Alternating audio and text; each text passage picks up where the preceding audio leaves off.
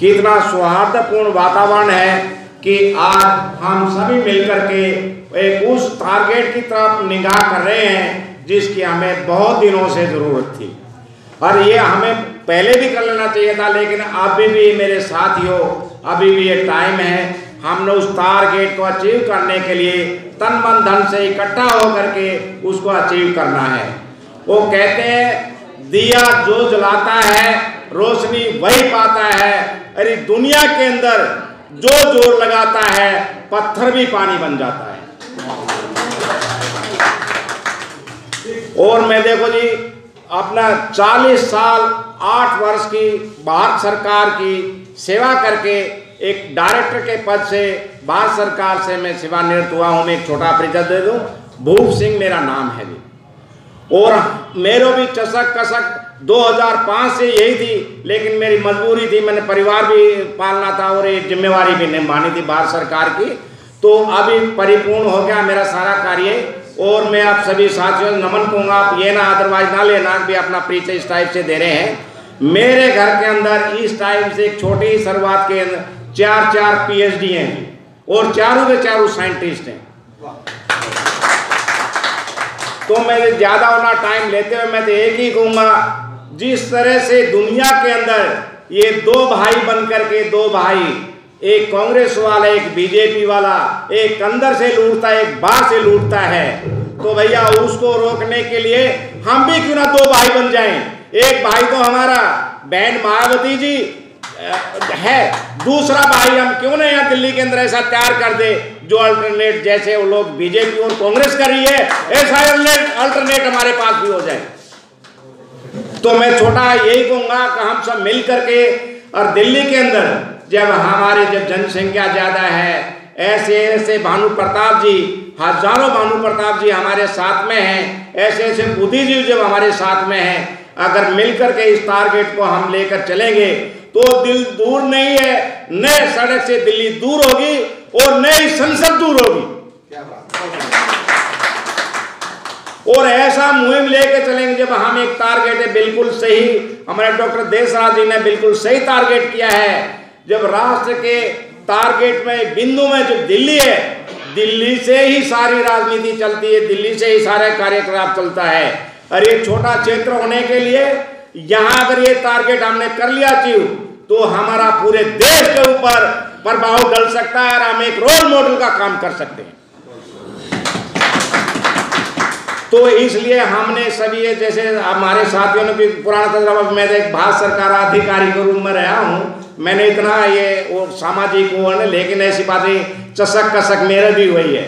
भाई मैं आप लोगों के साथ मिलकर के, इसके फ्रंट के साथ मिलकर के, LDF के साथ मिलकर, या जो नया संगठन जो तैयार हो रहा है उसके साथ मिलकर के तन मन धन से जितना टाइम होगा और जितना मेरा देश विदेश का एक्सपीरियंस रहा है, मृत्यु शैया पर जाने से पहले मैं अपने बहुजन समाज के लिए, आपके लिए शेयर करके जाऊंगा। और मैं तो अभी आपसे प्रार्थना यही कर सकता हूं, क्योंकि बगैर पार्टी के भैया वो जो चाबी है ना, वो ताले की चाबी बगैर पार्टी के नहीं मिल सकती है। उस ताला ऐसा मजबूत करो, चाबी भी अपनी हो, ताला भी अपना हो। और बाकी आप ऐसा ना करो, भिखारी मत बनो, आप टिकट लेने वाले नहीं, टिकट देने वाले बनो इस देश के अंदर। और वो दिन दूर नहीं है जब हम 1-11 होकर चलेंगे, वो दिन दूर नहीं है कि हम अपने लक्ष्य की प्राप्ति नहीं करेंगे। और हमने एक दूसरे साथी के साथ उसका भी मान सम्मान करना चाहिए और हमारा भी मान सम्मान होना चाहिए। आपस में मिलकर के 1-11 होते हैं। जब इस कदम के साथ हम दिल्ली के अंदर एक रोल मॉडल, एक तरह से पार्टी बना देंगे, सारे देश के अंदर मैसेज जाएगा। और मेरा एक छोटा सुझाव है, पहले ये जो फार्मूला ना दिल्ली में लागू करो, फिर हर स्टेट में लागू करो, डिस्ट्रिक्ट में अपने इस तरह के अलायंस तैयार करो। अलायंस और दोनों पार्टियां अगर मिलकर के आगे बढ़ेंगी तो भैया देखो, जो 15% हमारे 85% को 15% बेवकूफ बना करके आनंद ले रहे हैं और हमारे को वही दूल्हे कुचले समझते हैं। तो भाई दूल्हे कुचली भाषा को छोड़ करके एक इकट्ठे होकर के आपस में सभी भाइयों का मान सम्मान करते हुए उन लक्ष्य को समझो और एकजुट होकर के आगे कदम बढ़ाओ, तो दिन दूर नहीं है, अब हम उस लक्ष्य को अवश्य प्राप्त करेंगे।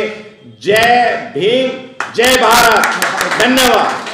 कोई सरकार नहीं है, हम कोई उसके लिए दबाव नहीं डालेंगे कि आप अपना संगठन छोड़ के आइए या अपने संगठन को खत्म कीजिए या हमारे साथ विलय कर लीजिए। हम तो सिर्फ एक मुद्दे पर आपसे रिक्वेस्ट करने आए हैं कि कोशिश करके 2019 का जो चुनाव है इसके अंदर हम संगठित होकर अपनी ताकत को, ये जो मनुवादी जो लोग हैं जिन्होंने हम लोगों को इतना ज़्यादा प्रताड़ित किया हुआ है, इसके अगेंस्ट हम एक ताकत बनके उभरे और इनको दिखा दें कि जब हम फील्ड में उतरेंगे तो आपकी औकात नहीं कि हम लोगों का सामना कर सको। दोस्तों, दिल्ली की 7 सीटें जो आज लोकसभा की हैं, वो सभी को मालूम है कि हर लोकसभा की सीट पर वर्चस्व हमारे आदमियों का है और वोट भी हमारे आदमियों का है। जब वोट हमारा है और हमारे ही आदमियों का है और राज हम नहीं कर पाते हैं, उसमें कहीं ना कहीं शायद हमारी कमी है। उस कमी को हम ढूंढें और कोशिश करें कि आने वाला समय हमारा हो। इसी के साथ मैं कोई ज़्यादा लंबा कहने से फायदा नहीं और मुद्दे की बात थी, मैंने आपको कह दी। जय भीम, जय भारत। मंच के सामने विराजमान और मंच के साथ में विराजमान बहुत बड़े बड़े लीडर, पार्टियों के राष्ट्रीय अध्यक्ष और सामाजिक संगठनों के अध्यक्ष, आप सभी को मेरा क्रांतिकारी जय भीम। नमो बुद्धाय। न चाहूँ मान की दुनिया, न चाहूँ स्वर्ग को जाना, मुझे बर दे यही माता, रहूं भारत का दीवाना। करूं मैं कौम की सेवा, पड़े चाहे करोड़ों दुख, अगर फिर जन्म लूं आकर तो फिर भारत ही हो आना, तो फिर भारत ही हो आना। साथियों, आज का जो ये प्रोग्राम है और जिस मिशन को लेके डॉक्टर साहब ने एक तैयारी की है, मैं भी ऑल इंडिया यूथ फाउंडेशन के नाम से एक संस्था चलाता हूँ। करीब करीब 17 स्टेटों में हमारे पदाधिकारी हैं। 4 लाख से ज़्यादा लोग उससे जुड़े हुए हैं। सरबजीत जो पाकिस्तान जेल में बंद था, वो इतना बड़ा जो केस हम लोगों ने किया, हमारी संस्था ने और ख़ासतौर पे मैंने 11 दिन का भूख हड़ताल की जंतर मंतर पर। पूरी मिनिस्ट्री मेरे पास आती थी, एक दिन में 2 मिनिस्टर आते थे, केंद्रीय मंत्री आते थे और एक टाइम तो ऐसा आया कि पाकिस्तान एम्बेसी को भी हमें बंद करना पड़ा, थोड़ी देर के लिए सही। लेकिन इतना बड़ा संगठन होने के बावजूद अगर हम लोग ये बोलें कि हम लोग कहीं पे, दिल्ली देश की राजधानी होते हुए भी यहाँ पर ऐसी विधानसभाएं हैं कि जहाँ पर आप पूरे राजधानी के अंदर एक दिन में जाके और एक दिन में अपने घर आ सकते हो। देश में ऐसी ऐसी विधानसभाएं हैं जहाँ 3-3 दिन में आप पूरी विधानसभाओं में घूम नहीं सकते। ऐसे ऐसे गांव हैं, 300 गांव की विधानसभा, 350 गांव की विधानसभा, एक गांव 40-40 किलोमीटर दूर है। तो साथियों, यहाँ पर काम करना तो आसान है। एक टाइम मैं मेन मुद्दे पे आ गया हूँ। और क्यों आ गया हूँ?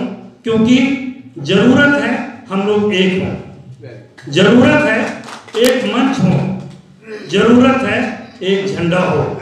क्योंकि बिखरे हुए लोगों को उनका हक नहीं मिलता, समझते क्यों नहीं आखिर हमारे लोग ये नुक्ता कि लुट जाते हैं वो राही जिन्हें रहबर नहीं मिलता, जिन्हें रहबर नहीं मिलता। हम लोगों ने, मैंने बड़े नज़दीक से देखा कि दिल्ली देश की राजधानी में हमारी पार्टी एक टाइम पे 3रे नंबर की पार्टी होती थी और कभी कभी 2रे नंबर की पार्टी होती थी, जिस पार्टी को हम लोग बिलोंग करते हैं।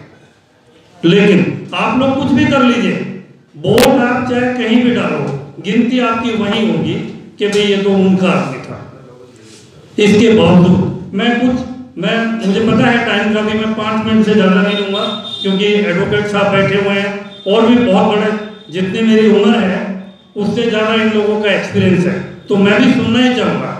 लेकिन 2-3 चीज़ों पे जरूर मैं बिंदु करूँगा कि हमें और डॉक्टर साहब को ये ज़रूरत क्यों पड़ी कि आज आप लोगों का गोल्डन टाइम निकाला है कि आप किसी तरीके से इस जगह पे आइए और यहाँ बैठ के कुछ प्लानिंग करते हैं। आप लोगों का बहुत कीमती टाइम है, उसके बावजूद भी आप लोगों को डॉक्टर साहब ने कन्वे कर लिया कि आप लोग यहाँ आके बैठो। मैं जिन लोगों को जानता हूँ उनको मुझे पता है कि वो लोग कैसे लोग हैं। मैं आप लोगों को ही बोलता हूँ कि एक टाइम जब इतनी बड़ी पार्टी 4 बार हमारा सीएम, उत्तर प्रदेश देश का सबसे बड़ा प्रदेश, उसके बाद हमारी पार्टी दिल्ली में आज भी हमारा एक भी आदमी एक एसएचओ से कोई काम नहीं करा सकता। पार्टी होते हुए भी एक डीएम के पास जाके किसी काम के लिए खड़ा नहीं हो सकता। इतनी बड़ी राजनीतिक पार्टी होने के बावजूद आज वो पार्टी तीसरे नंबर की जगह छठे सातवें नंबर पर पहुंच गई। कारण क्या है? उन कारणों के पीछे अगर आप जाएंगे तो सारे साथी बुद्धिजीवी लोग हैं, कोई अपने घर को छोड़ के अलग होना नहीं चाहता।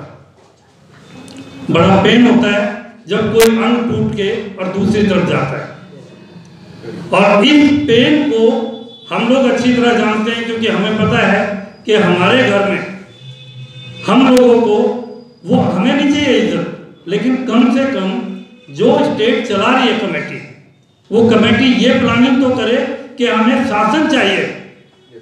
हमें शासन का, मेरे को आज तक पूरी एक उत्तर प्रदेश को छोड़ने के बाद मैं फिर माफी चाहता हूँ, मैं यहाँ क्रिटिसाइज करने नहीं आया हूँ, लेकिन एक जरूर हम लोग ना चर्चा तो कर सकते हैं ना अपनी इस बात पे।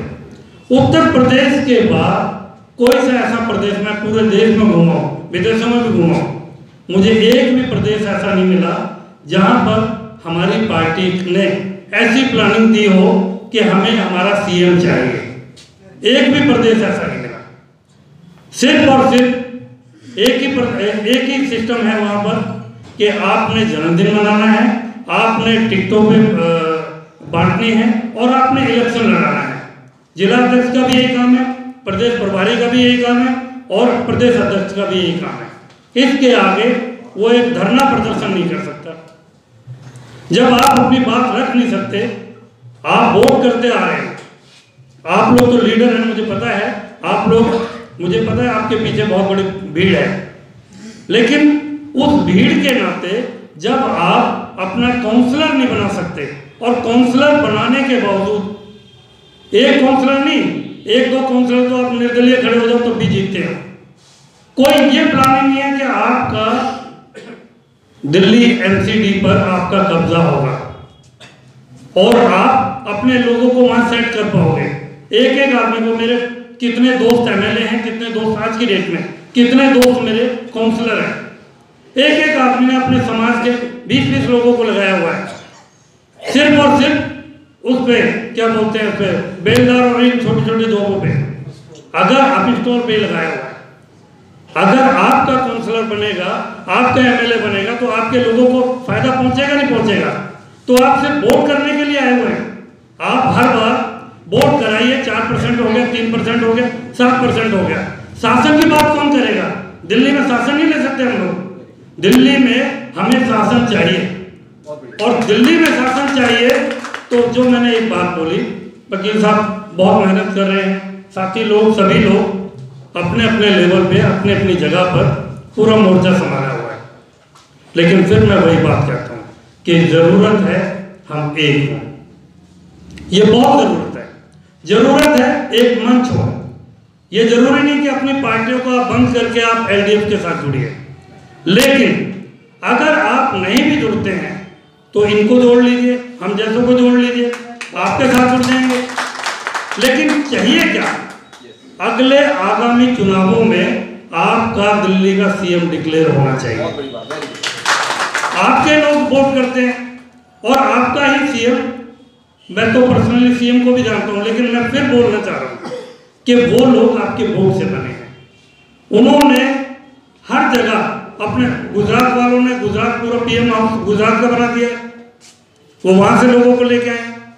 लेकिन आप लोग जो देश में 22% से 25% की आबादी रखते हैं, हर प्रदेश में, एक प्रदेश नहीं, आपको हैरत होगी कि ये समाज हर प्रदेश में अपनी एक भूमिका निभाता है, हर प्रदेश में।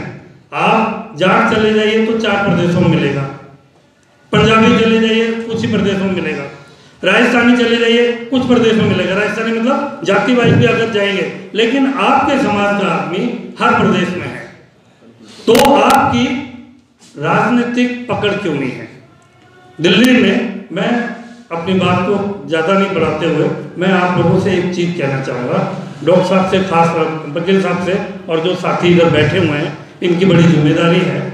इन लोगों से मैं ये कहना चाहूँगा कि आप लोग कोई ऐसी प्लानिंग बनाइए कि दिल्ली के चुनाव आप लोग मिल के चाहे 3-3 सीटों पे लड़ो, चाहे 2-2 सीटों पे लड़ो, लेकिन मिल के लड़ो और इस सिस्टम को बदल दो अपने हक और अधिकार के लिए। एक बार बहन जी ने वहाँ पे किया है ना भी, अगर नहीं करेंगे तो फिर 3-3, 4-4 MP आएंगे और आप फिर संसद में कुछ नहीं कर पाएंगे। तो उन्होंने वहाँ पे किया 80 सीटों में से, अब आप देखना कि उनको 35-35 या 30-30 MP निकाल पाएंगे वो लोग, नहीं जीत के आएंगे, 30-30, 32-32 MP उनके जीत के आएंगे। तो आप लोग दिल्ली में करके देख लीजिए। और आप और हम, मैं तो अपने आप को बोल रहा हूँ, हम लोग बहुत बड़े लोग नहीं हैं, ना ही हमारे पास इतना बड़ा संगठन है जितना बड़ा संगठन अखिलेश के पास है या बहन जी के पास है या और लोगों के पास है।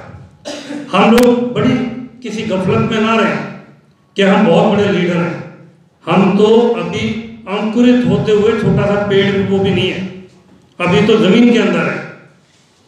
आप हमें ये सोचना चाहिए कि एक मौका मिल रहा है 5-5, 7-7 सीटों पे, अभी 7 सीट है, फिर 70 सीट आएंगी, मिलके बनाओ ना एक सिस्टम और आप लेके आओ।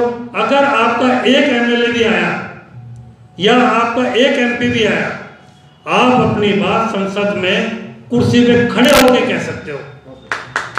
और अगर आप ऐसे अकेले अकेले लड़ते रहे तो न्यारी न्यारी ढपली होगी, न्यारे न्यारे पिटोगे भाई। अलग अलग होता जा है ना काम, तो न्यारे न्यारे पिटोगे जब न्यारे न्यारे रहोगे।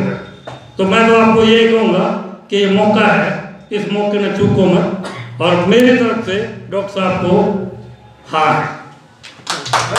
Thank you. जय भीम। जय भीम। साथियों, जैसा कि अभी डॉक्टर देसराज जी ने आपके सामने बताया, हमने बड़े गौर से सुना, हम सभी ने बड़े गौर से सुना और बहुत ही स्पष्ट एक विचार सामने आया। वो ये तो कह रहे हैं कि मैं आज से इसका पार्ट नहीं रहूँगा, लेकिन मुझे लगता है कि इसका पार्ट न सही समाज का पार्ट है, जिसका उन्होंने हामी भी भरी है कि मैं साथ में रहूँगा। यानी साथ में रहने का मतलब ये नहीं है कि एक सरकारी कर्मचारी या सरकारी अधिकारी पॉलिटिकल विंग में आ जाए, वो नहीं आना चाहिए और आना भी ज़रूरी नहीं है, लेकिन एज ए शैडो हम जरूर काम कर सकते हैं और आज तक करते आए हैं। ये हमने हमारे जो महापुरुष रहे हैं उन्हीं से सीखा है। कांशीराम जी बाबा साहब के एक सच्चे सिपाही थे। अब चूँकि हमने उनसे सीखा कि हम पॉलिटिकल फ्रंट में काम नहीं करेंगे, लेकिन पॉलिटिकल फ्रंट के लिए काम करेंगे। काम फ्रंट में नहीं करेंगे, लिए काम करेंगे। वो वही संस्था, मेरे ख्याल से आप सभी अवेयर हैं, सभी जानते हैं कि उन्होंने 1978 में बाम सेफ के नाम से बनाई थी। पूना में उसका जन्म हुआ है। महाराष्ट्र में करीब करीब 25 साल में रहा, पूना में भी रहा, जहाँ पर साहब कांशीराम जी थे उस ऑफिस में, उसके पास ही मेरा ऑफिस था। नागपुर में रहा और बड़े नज़दीकी से और बड़े कहना चाहिए अंदर जाके मैंने उसको देखा। बड़े अप्स एंड डाउन्स हुए, बहुत, आप सब अवेयर हैं, सबको मालूम है। तो जितने भी लोग यहाँ आए हैं कोई नए नहीं है, ये मैं जानता हूँ, कुछ थोड़े से यूथ को छोड़ के, और जो भी यूथ भी हैं वो मुझे परिपक्व से लगते हैं, क्योंकि इस सिस्टम में आने के लिए जो आदमी आया है वो ना समझ नहीं हो सकता। जैसे कि देशराज जी ने बोला है कि हमारे को इच्छा है कि इस देश में कि स्ट्रॉन्ग फोर्स तैयार हो जाए। हमारे महापुरुष भी यही चाहते थे। डॉक्टर बाबा साहब का नाम तो सभी ने सुना ही है, अम्बेडकर साहब का। उन्हीं का काम कर रहे हैं हम सब लोग। तो जब उनका काम कर रहे हैं और उनके जो सब सिपाही रहे कांशीराम जी, उनका भी हम काम कर रहे हैं, तो वो तो अब आएंगे नहीं हमको कुछ बोलने के लिए। अब हम लोगों में से ही कुछ कांशीराम जी बनने की कोशिश करनी है। बाबा साहब बनने की कोशिश नहीं, कांशीराम जी बनने की। कांशीराम जी का उद्देश्य इस देश में व्यवस्था परिवर्तन था, आप सब लोग, और उसी व्यवस्था परिवर्तन के लिए उन्होंने अपने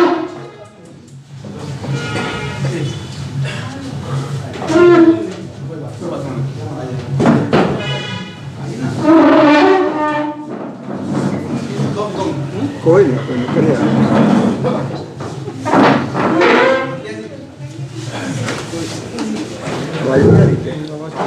हमारी है जैसे हॉल में बहुत है, हॉल में ज़्यादा नहीं चाहिए, कमी चाहिए।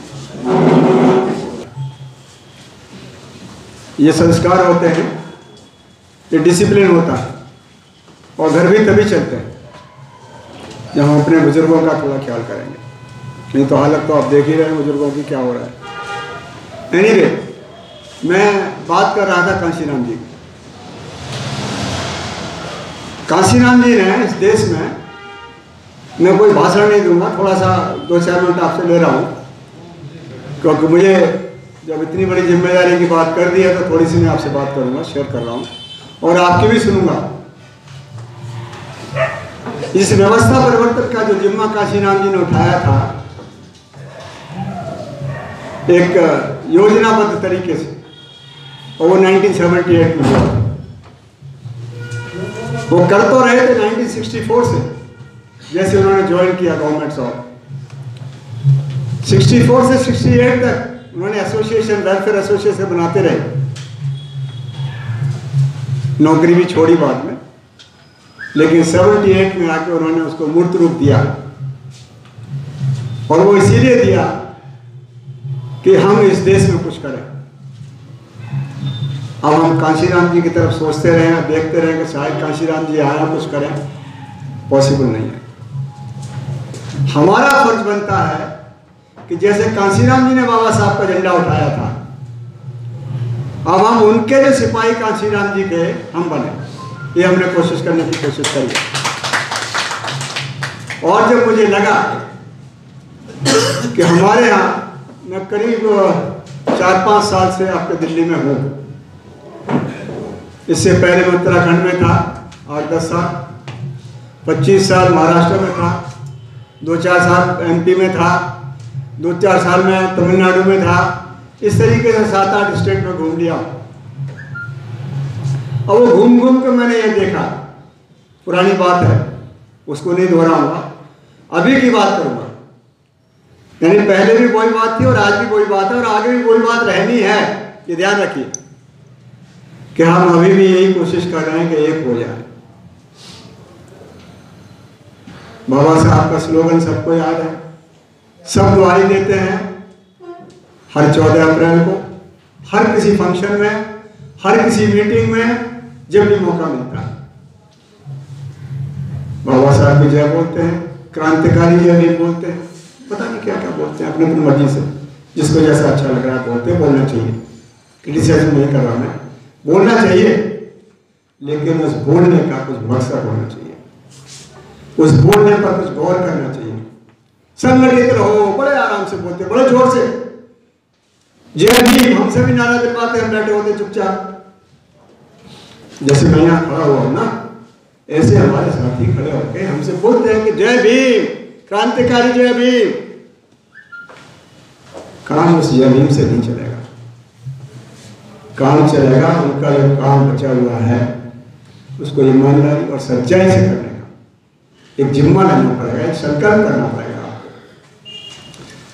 और इस 5 साल में जब मैं देखा दिल्ली में आके खासकर कि हमारे बहुत से साथी, आप सभी लोग यहाँ शामिल हैं, आज इस कोशिश में लगे कि समय आ गया है, स्लोगन तो बहुत सुन लिया और दे लिया, संगठित रहो, और संगठित हो गए।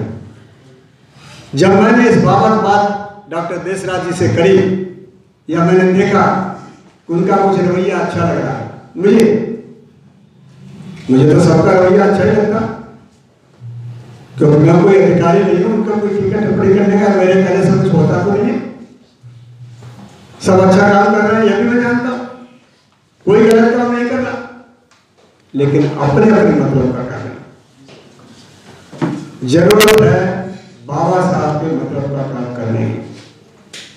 जब हम जय भी बोलते हैं, नमो बुद्धाय बोल देते हैं, काशीनाथ जी की जय बोल देते हैं, पता नहीं फुले की बोलते हैं, पेरियार की बोलते हैं, साहू की बोलते हैं, पता नहीं कितनी जय बोलते हैं, लेकिन एक ही जय बोलना काफी है अगर हम उसकी बात पर गौर कर रहे हैं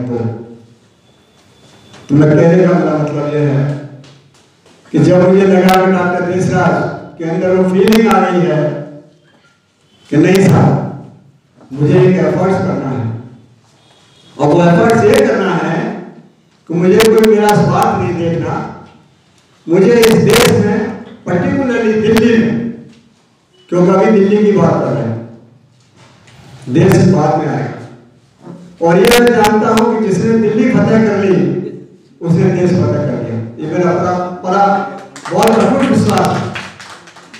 तो एक आपके लिए सैंपल, एक मॉडल है जो बात अभी डॉक्टर देसराज ने आपके सामने करी, बड़े गौर से आप लोगों ने सुनी और मैंने भी सुनी। मैं समझता हूँ को दोहराने की कोई जरूरत नहीं, किसी भी वक्ता वो अपने आप में आज का एक स्टेटमेंट है, वो मीडिया ने अभी ले लिया है, वो स्टेटमेंट है। तो उस स्टेटमेंट को ध्यान में रखते हुए मेरी भी आप लोगों से गुजारिश है कि जो आप बोल रहे हैं, जो हम कह रहे हैं, जो हम संकल्प ले रहे हैं, जिस काम के लिए आज हम यहाँ इकट्ठे हुए हैं, अपना समय, अपना पैसा, अपना शक्ति, एनर्जी दे रहे हैं, उसको किसी मुकाम तक पहुंचाएं। नहीं तो सिर्फ आए, हाय हेलो हुई, जय भीम नमो बुद्धाय हुआ, चाय पी, खाना खाया और फिर चले गए, ऐसा हो रहा है। मैं पिछले 5 साल से पर्टिकुलरली दिल्ली में ऐसा हो रहा है, मुझे नाम लेने की जरूरत नहीं है, आप सब लोग मुझसे ज्यादा जानते हैं दिल्ली के बारे में, ये मुझे विश्वास है। क्योंकि नाम लूंगा तो हो सकता है किसी को अच्छा लगे, किसी को बुरा लगे, लेकिन ये हो रहा है, ये मैं देख रहा हूँ, और जो देख रहा हूँ वही बात कर रहा हूँ, और जो हो रहा है वही बात कर रहा हूँ। मुझे कोई बनावटी बात करने की आदत नहीं है, शुरू से नहीं है।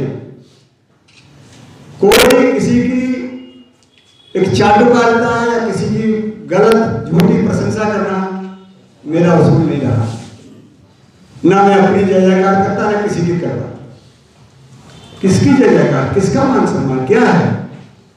अरे कितना सम्मान है, हम सबको मालूम है हमारा देश का। मैं IAS हो गया, IPS हो गया, फॉर द टाइम भी मुझे लगता है कि मैं बहुत बड़ा आदमी हो गया, और जब नौकरी छोड़ के आता है घर में, या उसके भाई जो नौकरी में नहीं है उनके साथ क्या ट्रीटमेंट हो रहा है, असली सम्मान वहां है। ये कुर्सी का सम्मान झूठा सम्मान है, मैं उसको नहीं मानता। और मैं आपको बता दूं कि मैं करीब 30-40 साल नौकरी में रहा डिफेंस में। ठगेरा जी जानते हैं शायद, हमारे पुराने मित्र हैं, बहुत से हमारे मित्र बड़े बड़े MP और मिनिस्टर भी हैं, बहुत से बड़े बड़े आदमी भी हैं, बड़े बड़े ऑर्गेनाइजेशन चलाने वाले, लेकिन कमियां हैं। उन कमियों की तरफ मैं हमेशा इशारा करता हूँ, हर आदमी से रिक्वेस्ट करता हूँ, उनसे प्रार्थना करता हूँ कि इनको छोड़ो, ये झूठा ईगो जो पाल के चल रहे हो आप, इसको छोड़ो। जब तक ईगो लेके चलोगे समाज में कुछ नहीं होगा। मैं IAS हूँ, मैं IPS हूँ, मैं उससे सीनियर हूँ, मैंने इतना काम किया, मेरे साथ इतने लोग हैं, बस वहां पर मैं एक ही बात बोल देता हूं उनको, टॉल्स्टॉय की बात है, मैं बार बार बोलता हूँ, मुझे मौका मिलता है। The distance we have gone is less important than the direction in which we are going. कहने का मतलब यह है कि दूरी कितनी हम चले अलग अलग दिशाओं में, बहुत चल रहे हैं हम लोग सब, उसकी उतनी महत्ता नहीं है, उसका उतना कहना चाहिए इम्पोर्टेंस नहीं है। इम्पोर्टेंस इस बात की है कि आप किस डायरेक्शन में चले, दूरी से मतलब नहीं है, डायरेक्शन। डॉक्टर बाबा साहब अम्बेडकर का डायरेक्शन क्लियर है, सब पढ़े लिखे लोग, सब बड़े बड़े नेता लोग जानते हैं, और हमारे जैसे जो वक्ता आपके सामने खड़े हो जाते हैं वो भी जानते हैं, लेकिन बेईमानी करते हैं। वो अपने समाज के प्रति, बाबा साहब डॉक्टर अम्बेडकर के प्रति, अपने महापुरुषों के प्रति बेईमानी करते हैं, ये मैं दावे से कह रहा हूं। मैंने 30-40 साल के दौर में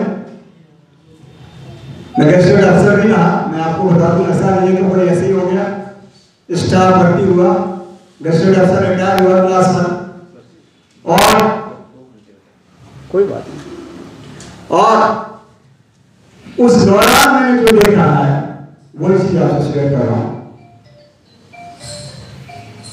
तो मैं अपने बारे में ज्यादा बात नहीं करूंगा, क्योंकि मुझे ये भी ध्यान है कि मुझे माइक तो दे दिया, कहीं मैं बेईमानी न करूं। ये भी बेईमानी है कि इतने लोग बैठे हैं और उनको सुनने के बजाय मैं अपनी सुनाता रहूं, वो भी गलत है। तो मुझे मालूम है कि आप सब लोग जो आए हैं, जैसा कि आज का प्रोग्राम सेट है, उस प्रोग्राम के हिसाब से उस मंजिल तक जाने के लिए, उस यूनिटी को कारगर करने के लिए आप और हम क्या सोचते हैं, कहाँ लगना है, क्या पॉसिबल है या कैसे होगा, ये भी हमारा और आपका ही काम है। आप अपने विचार देंगे, मैं अब ज्यादा टाइम नहीं लूंगा, तो मुझे थोड़ा बताना जरूरी भी था। बहुत से लोग मुझे नहीं जानते, मैं बहुतों को नहीं जानता, लेकिन जानकारी ऐसी होती है, जब तक हमारा एक दूसरे से अपना शेयर नहीं करेंगे व्यूज, तब तक मालूम नहीं पड़ेगा। तो आज मैं गुजारिश आप सब लोगों से करता हूँ, ये भीड़ नहीं है जो आप लोग हैं। डॉक्टर देशराज ने मुझे पहले बताया था कि भीड़ नहीं है साहब, ये ऑर्गेनाइजेशन है, और ऑर्गेनाइजेशन अपने आप में बहुत बड़ी बात होती है।